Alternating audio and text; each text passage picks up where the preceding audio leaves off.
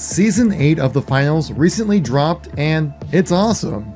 Of course! Though I found myself repeating a cycle I and many others have with the finals. That's where I become completely obsessed about playing the game for about 2 weeks, then fall off and wait for the next update. It's a vicious cycle, and that's not what any game studio wants for their free-to-play live service game. They need you coming back day after day after day throughout the entirety of the season. Not just coming in, checking out the new stuff, then going back to whatever other game you were playing at the time. It's all about that attention economy. You see this with the gaming content about the finals as well. As in, you'll see your big creators come out with their videos within the week of the initial launch of a new season and all that stuff, but then you never really see them keeping up with the game. You just get the initial hit of new views, and then they go back to whatever their regular scheduled gaming content is. Not blaming those creators, that's just kind of the name of the game when it comes to making content about video games. But it seems like a lot of people like to hop in, play the new stuff with the finals, but then not really stick with it. It's a cycle I've noticed just within gaming content and my friends and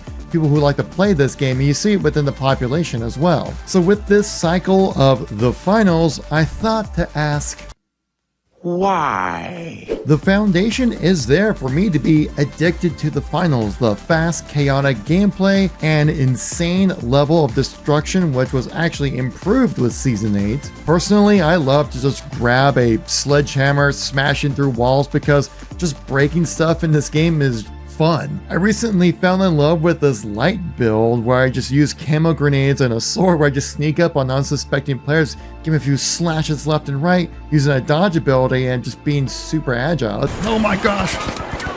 Oh my gosh! So the build variety is there for sure when it comes to your classes, and also the map variety is certainly there as well. You've had nearly 2 years of content building for the finals to where now you have a pretty good amount of maps available within the pool, and also keep in mind that a map size in the finals is much more than like Call of Duty, because these maps are large and they're super dynamic, and every time you play them it's a little different each time. The finals really does live up to its name of the world's first dynamism shooter. Saying that this game is a class-based shooter just doesn't really do it justice. In fact, I would say it's insulting. I believe you get your ass kicked saying something like that, man. So after praising the finals at the beginning of this video, you're probably thinking that it would be my main game I would play, hop in every day to play it every single time, grind to that battle pass, get these new unlocks, but I just don't really find myself doing that. I find myself more in the habit of installing for the new season, obsessively playing for a week or two, and then falling off and then eventually uninstalling, and then the cycle repeats. And it seems like it's not just me, judging by the Steam player activity and the Xbox player activity, which usually is sitting right around in the 80s when it comes to popularity, and Twitch viewership as well. So why does the motivation players should have to play the finals drop off so quickly? Well, I think it comes down to 3 things: repetition, incentives, and saturation. And so in this video, we're going to dive into the question, why does the finals struggle to blow up? So if you guys want to know the reasons why, well, make sure you stay tuned throughout the whole video to understand all the details. Oftentimes I need a little hit of energy when gaming, but something that's a little less intense than say an energy drink or some coffee, and that's where 4XP Gaming Drink Mix comes in. Enriched with a vitamin blend of A, E, B6, B9, and of course B12, as well as a low caffeine option that's around 23 milligrams per serving. No artificial sweeteners, which can have a nasty off-putting aftertaste. Only 10 grams of sugar per serving. That's far less than a typical energy drink. And the fun thing for all my Halo fans out there, that 4XP actually has a really strong history with the Halo experience in the community. It's one of the first things they mentioned on their website, saying our journey began with late night sessions of Halo 3. And a fun little Easter egg on their website that all their flavors are voiced by Jeff Sticer, the voice guy from Halo. Just listen to this. Grave Walker, legendary, ultra nightmare. I mean, that's incredible. If you guys want to help support the channel and 4XP, I got my code and link in the pinned comment and description of this video to help save you a little cash as well. So hopefully 4XP can help let your gamer out. And now back to your regularly scheduled program. So the point of inspiration for this video talking about the finals and why we're having this vicious cycle continue on really hit me with playing through Season 8. And it's not like Embark Studios was slacking when it comes to this update. Like, yeah, there was no new map to be added in, but you still have 2 new weapons of the BFR Titan. You had the P90 for the medium class as well. And then you had the addition of the head-to-head cash out mode, which is just a much more competitive version of cash out where individuals can make really significant plays, and it's just way less chaotic. A great addition for new players was the playstyle builds, which is just awesome, which I think is just so needed for a game, especially at this state where you're 8 seasons into the game with so much more content and weapons added in. You need to help out with those new players jumping in. Playstyle builds definitely helps out with new players. I didn't get a chance to play it because I've been playing the finals for a while now. They recently added in match graphs to show how a match progressed throughout the entirety of a round, which is cool. I like to break down my statistics. I do like my details. The big update for Season 8 was smooth destruction. Weird way to phrase it, but it really does make sense, where the destruction is so much more dynamic on top of it already being incredibly dynamic, but now it breaks up into smaller pieces. Pieces interact with each other much more. Like the destruction was just amplified so much more with Season 8. It's actually quite incredible. Taking one of the best aspects of the finals, which was already better than any competition out there, and just improving on it. Like, I love that. You really see this in action, especially when playing Power Shift, when you have the platform just plowing through a building instead of all these massive chunks really getting in the way. It actually breaks up into smaller dynamic pieces. Like, phenomenal job by Embark Studios. They brought in instant replays, which are just kill cams, which always a great way to understand like how you died, where the players came from, and things like that. Oh no, I fell!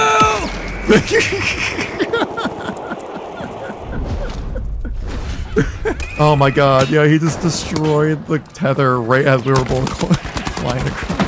I didn't even know you could do that. That's amazing. But like I said earlier, no new map, which maybe would help lead to people dropping out faster than usual with this game. As you can see here on Steam DB at the far right, this is the steepest drop off we've seen when it comes to the player counts on the finals. And so the content for Season 8 is pretty standard, some nice quality of life improvements, especially when it comes to the destruction, but nothing that really wows people or really go like, oh my gosh, I need to play the finals right now. It really just kind of took what was already great about the game, added some new weapons, improved some mechanics, and there you go. But as a heavy main, I definitely enjoyed the smooth destruction. But this leads us into our first point that I mentioned earlier, was the repetition that's currently happening within the finals, where the game is fun, has some unique modes, some unique weapons, abilities, and a ton of different class builds you can play around with. Especially in Season 8, at the point of making this video, there are 10 large-scale maps, all with their own unique setups, themes, gameplay opportunities, and even some variations that happen within those maps as well. So the content is there, but the game still kind of feels a little repetitive. And why is that? At first glance, you'd probably just attribute it to the limited mode selection within the finals being quick cash, which is kind of like their signature mode, right? Then you had the head-to-head, like I mentioned earlier, which is just quick cash, but only 3v3, not 3v3v3. You have Power Shift, which is an amazing tug of war mode.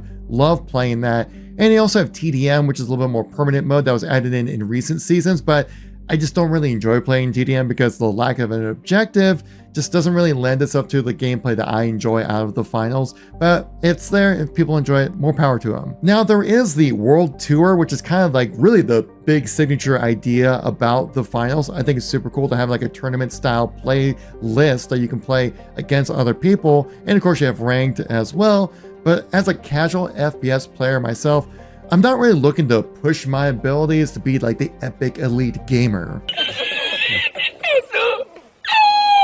I'm just looking to blow some stuff up, occasionally win, but ultimately just have fun. And I feel like if I was going to jump into those more competitive modes, I'd need a team of players that I know consistently play the finals, and trying to convince my friends to play the finals with me has been just kind of tricky. But having limited modes for playlist offerings doesn't really seem to be that big of an issue. Like a lot of people out there just play one type of mode in their type of shooters that they like to play.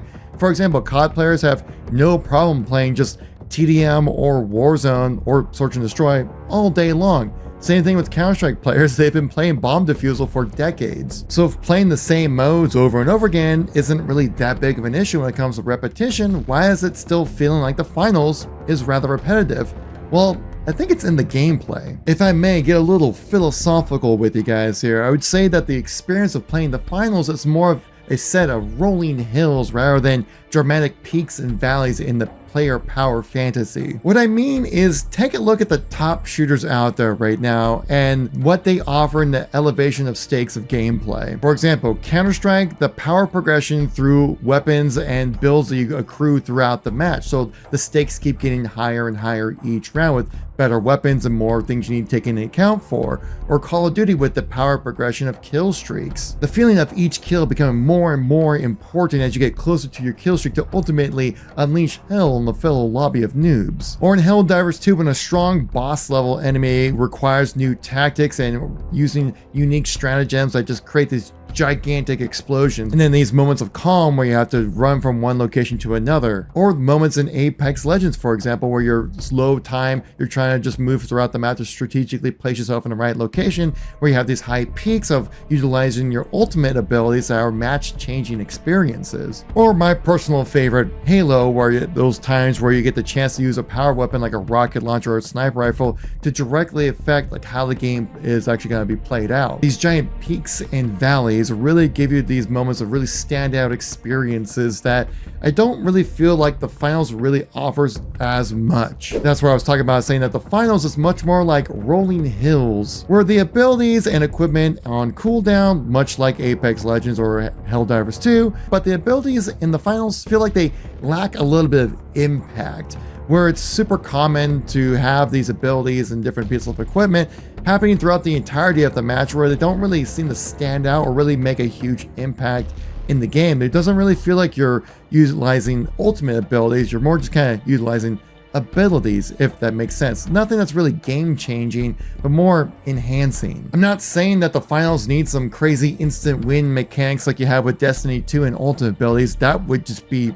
awful, because something like that can be incredibly frustrating to play against, because it's just randomly losing to no fault of your own, the ultimate sin in a shooter game. And I really do like the fact that the finals focuses on more player skill and getting eliminations with your weapon, utilizing your loadouts effectively. Though you can only get melee and weapon eliminations so many times before it just starts feeling a little repetitive. The way you use gadgets and abilities certainly can help with that repetition, but offer a slight elevation in the gameplay experience rather than some match-altering peak where player power fantasy really comes into play, where you feel like, wow, I used this thing into my ability to the best I could, and I really changed the outcome of that match. The incentives to continually play the finals throughout the entirety of a season just seem to be a little lackluster. So let's look at the two main ways you unlock things through the finals. That is through sponsorships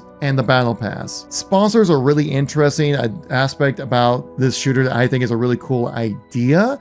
And I love how it's a community-driven experience and engagement-based rewards. But the main problem is, besides that little track of what you get for unlocking stuff as a faction, it's more about like, what do you get at the end of it? What's the carrot at the end of the stick? I experienced something like this very similarly when it came to playing out with different sponsors or factions, was with Destiny 2 and the faction rallies. Now, when you pledge to each faction, you have the opportunity to win enough rewards to unlock the ultimate reward for that faction. And the way the faction rallies really worked was that each player would assign themselves to a faction, and if that faction won, you get the ultimate prize at the end, generally being some type of a gun that you can use in the game. And that's the big thing, I think, with sponsorships that the finals really could improve on, is having so much more like gameplay affecting experiences that you can unlock through these sponsorships. Because unlocking new cosmetics and like a jacket or something like that, or some kind of new weapon skins are nice, but it's nothing that I feel like need to be playing constantly, and I almost was like, just let the community grind it out for me in a way. Say if a sponsor unlocks a new weapon for you, that's something you can hold and use, and you feel like you earned that. We're just grinding for cosmetics, which aren't just that wild or that special either. Just kind of seems like I'm putting in a lot of time for not that much reward. But I do love the fact it's free. Don't get me wrong, free customization through gameplay unlocks is amazing. I totally get it when it comes to free to play, that like You want to have your free customization available, but not to be the best looking stuff out there. I totally get that, which kind of leads me into my next point, talking about the battle pass and the premium pass and the differences between the two. Because the premium pass offers genuinely amazing looking cosmetics, like stuff you'd actually want to grind for and actually earn. But I would say that the free tier is very underwhelming. Boring.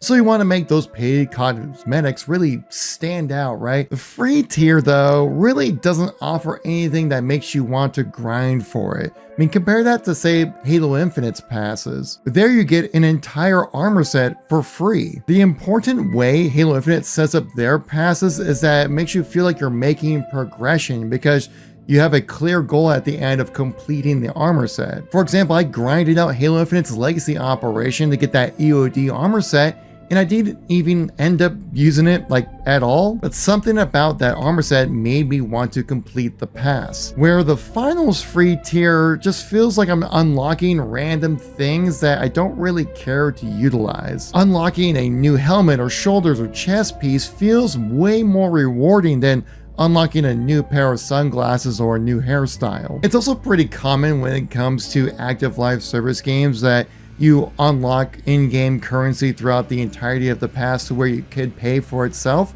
which does seem like it's a little counterintuitive to the capitalism of the whole thing for a free-to-play shooter, but you're also rewarding players for dedicating their time, like I said earlier, with that attention economy, which is ultimately the most important thing. But the free tier only offers 375 premium credits, where an entire premium battle pass costs 1,150 credits, so you would need to unlock nearly 3 full passes and change to even get a chance to get a free pass through your gameplay experience. It just feels like it's quite a high mountain to climb as a free-to-play player. So really what I'm asking from Embark Studios is just throw us a little bit of a bone, or figure out a new way to kind of do like a sense of progression when unlocking things as a free-to-play player, where you have a sense of like, okay, I'm building out a new outfit or something like that, where I'm like adding the jacket and the knee pads and a new hat, where it all kind of comes together as one cohesive outfit. That's something I think could really lend itself to giving that true like carrot at the end of the stick, because as a free-to-play player, like I said, going through like the battle pass, you just kind of feel like you're unlocking random things and there's really no sense of direction. But of course, the premium players can get like an outfit as well that you're unlocking, but then also it just looks really freaking cool. And as we brought up at the top of this video, guys, saturation is something we need to talk about when it comes to the gaming market as a whole, because there is something about the saturation that does play a factor in the gaming industry of holding the finals back. But we've seen other games come out recently in saturated markets and do well, because games like Marvel Rivals came out in a crowded and established hero shooter genre and is out there just absolutely dominating. And everyone who plays the finals says that the game is great and a ton of fun. It consistently sits at a very positive Steam review, and the vast majority of content creators, viewers, and players all have very positive things to say about the finals. But why hasn't the finals blown up? And I think that really comes down to the established live service games that are already out there and an underwhelming face value appeal of the finals. What do you mean by that? It's widely regarded that the gaming industry is highly saturated. It seems like every month there is some new game releasing trying to get your attention.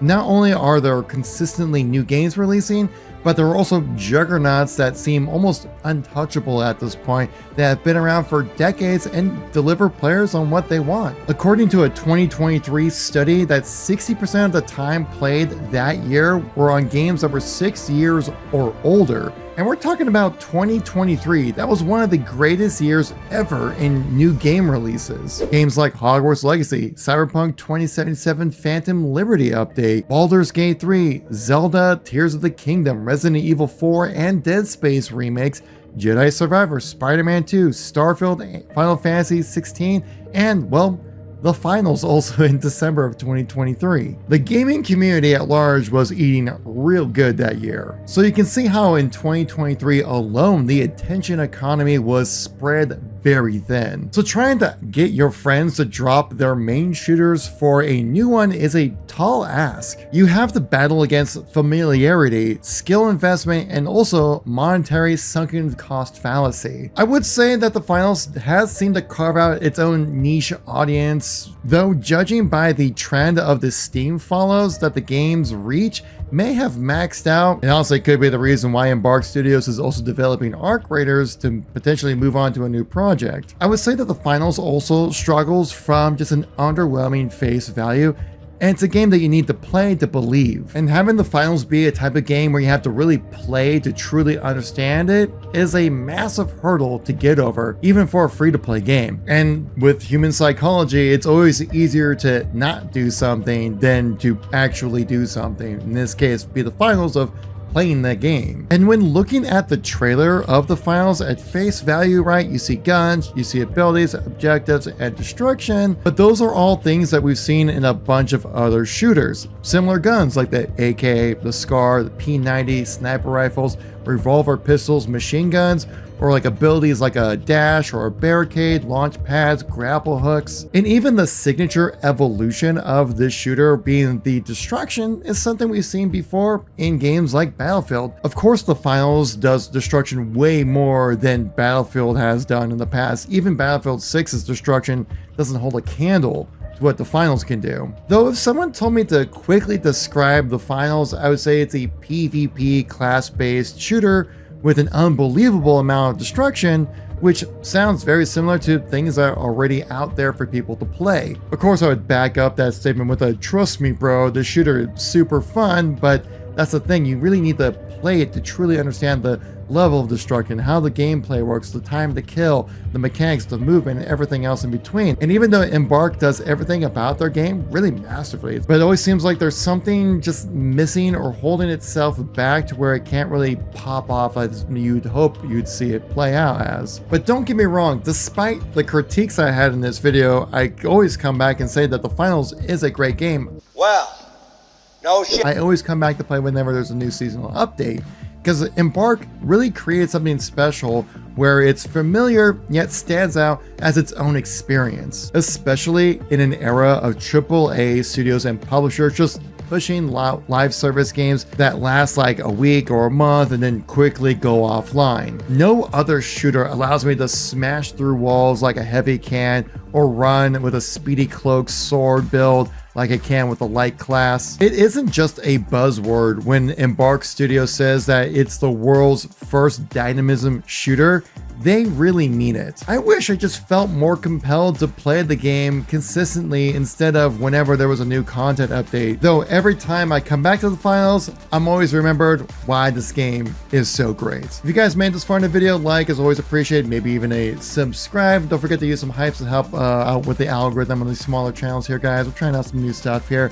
Let me know what you guys want to see next on the channel when it comes to games and all that kind of stuff in between. I'll catch you all in the next video, guys. Peace out.